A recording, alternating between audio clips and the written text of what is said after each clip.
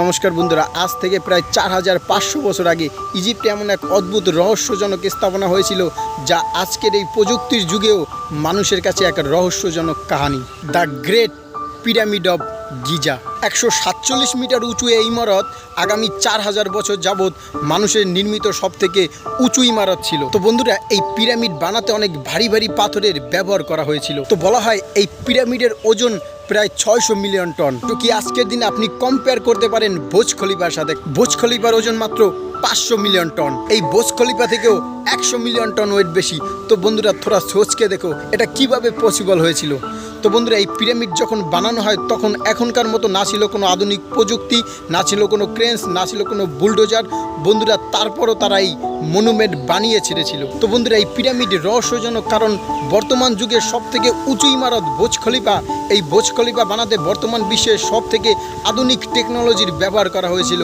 এই Burj Khalifa থেকেও 100 ton wait বেশি এই পিরামিডের। তো বন্ধুরা, এই জিনিস রহস্যজনক ছাড়া আর কি হতে পারে। তো বন্ধুরা, থোড়াসা দিমাগ লাগাকে দেখো, এতটা গরম, ঝড়, বৃষ্টি, তুফান, এর ভেতরও কিভাবে 4500 বছর যাবৎ এই মনুমেন্ট কি এই পিরামিড দাঁড়িয়েছিল। তো বন্ধুরা, এই পিরামিড ব্যতীত ইতিহাসের পাতা আর এমন কোনো স্থাপনা নেই যা 4500 বছর যাবৎ এতটা লং টাইম যাবৎ সারভাইভ করে গেছে, কি এতটা লং টাইম যাবৎ পৃথিবীর বুকে দাঁড়িয়ে থাকা কোনো স্থাপনা।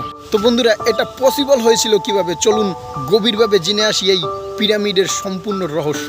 তো বন্ধুরা, আমরা ইতিহাসের যতটাই পিছনে যাই ততটাই মুশকিল হয়ে দাঁড়ায় শিওর শট বোঝাটা যে এই পিরামিড কখন হয়েছিল, কে বানিয়েছিল আর কিভাবে বানিয়েছিল। তো বন্ধুরা, অনুমান করা হয় দ্য গ্রেট পিরামিড অফ গিজাকে বানানো হয় ইয়ার 2560 বিসিতে ফেরো কুফু এর দ্বারা। তো এই ইজিপ্টে যে রাজা মহারাজারা ছিল এদেরকে ফেরো বলে ডাকা হতো। তো বন্ধুরা, pharaoh Khufu the great pyramid of Giza এটাকে বানিয়েছিল নাইল নদীর কিনারায়। তো বন্ধুরা, দেখা যায় এই ইজিপ্টে সর্বমোট 118টি পিরামিড বানানো হয়েছিল। এর ভিতর সবথেকে সুন্দর করে 3টি পিরামিড বানানো হয়েছিল।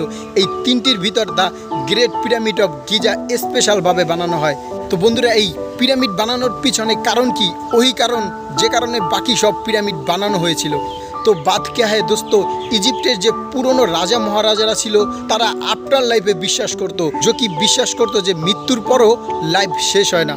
তাদের বিশ্বাস মৃত্যুর পর তাদের আত্মা আন্ডারওয়ার্ল্ডে চলে যায় এবং ভগবান তাদেরকে জাজ করে, এবং যে লোক ভালো কাজ করে তারা সারা জীবনেই আফটার লাইফে জীবিত থাকে। এর জন্যই বন্ধুরা, তারা জীবিত থাকতে নিজেদের আফটার লাইফের জন্য এই টোম্ব বানিয়ে রাখে, এবং এই টোম্বের ভিতর অনেক খাবার দাবার, জামা কাপড়, আফটার লাইফ কাটানোর জন্য নানা রকম ইনস্ট্রুমেন্ট রেখে দেয় এই টোম্বের ভিতর। তো বন্ধুরা, এখন প্রশ্ন হচ্ছে আমরা কিভাবে জানতে পারলাম যে এই পিরামিড এই আফটার লাইফের জন্যই বানানো হয়েছিল এবং এই আফটার লাইফের জন্যই ব্যবহার করা হতো।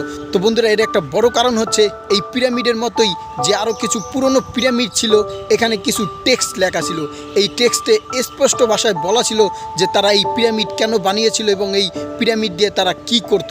তো বন্ধুরা, এখন সবথেকে বড় প্রশ্ন হচ্ছে এই পিরামিড তারা অ্যাকচুয়ালি বানিয়েছিল কিভাবে। বন্ধুরা, সবথেকে মিস্টেরি কি সবথেকে রহস্যজনক কাহিনী এইটা। তখনকার জামানায় 147 কিলোমিটার উঁচু এই ইমারত দাঁড়া করিয়ে দিয়েছিল, যা বানাতে যে পাথরের ব্যবহার করা হয়েছিল, যার এক একটা পাথরের ওজন ছিল 2.5 টন থেকে 80 টন পর্যন্ত। তো বন্ধুরা, এসব তারা করে দেখায় মাত্র 20 বছরের মধ্যে। বন্ধুরা, এই পিরামিড যখন বানানো হয় তখন তাদের কাটার জন্য সামান্য কোনো অস্ত্রও ছিল না, তারপরও তারা এই পাথর একের পর এক জোড়া দিয়া এই পিরামিড বানিয়ে দেয়। তো এই পিরামিড নিয়ে অনেকজনে অনেক রকম ইতিহাস রচনা করেছেন, কিন্তু সত্যি কথা বলতে বিজ্ঞানীরা এমন কোনো প্রুফ সামনে আনতে পারেনি যে এই পিরামিড অ্যাকচুয়ালি কিভাবে তৈরি হয়েছিল।